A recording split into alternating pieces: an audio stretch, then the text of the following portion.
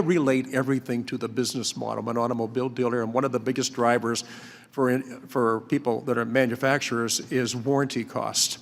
And we found a new way of doing diagnosis where the cars can tell you what's wrong with them as opposed to a technician trying to interpret what it is that the owner of the vehicle is telling them as opposed to the vehicle telling them what's wrong with it.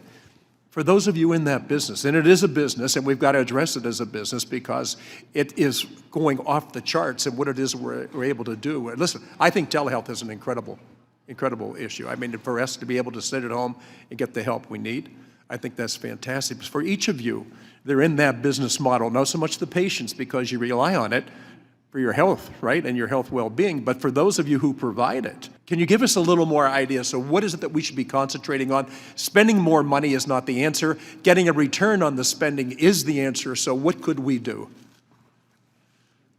Dr. Starr, you can start, and Mr. Alchek, and then Dr. Marotta. I want to hear from you all because you do it every single day. Yeah, for Intermountain Health, our answer to that is to continue to move towards value-based care, where moving away from fee-for-service, everything billed fee-for-service, towards getting paid to keep people healthy.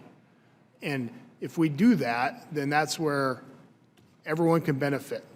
You know, reducing costs and improving our margins as a healthcare system by reducing medical utilization that's unnecessary. We completely agree that sensible guardrails make sense as remote monitoring and telehealth expand. In our space, there are three things that guarantee a better outcome for patients and again guarantee a better outcome for Medicare. One is that on the other side of the remote monitoring, there's a 24/7 care team that can actually respond to the data and make clinical decisions, whether that's ordering labs or ordering medication. So we encourage people who do deploy remote monitoring to have that 24/7 coverage.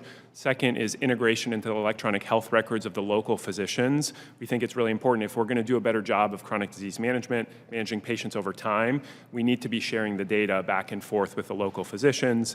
And then the third point is reporting on outcomes and metrics. We believe if we're going to be spending Medicare money, we should be responsible for reporting the outcomes to make sure the government can decide whether that's well spent.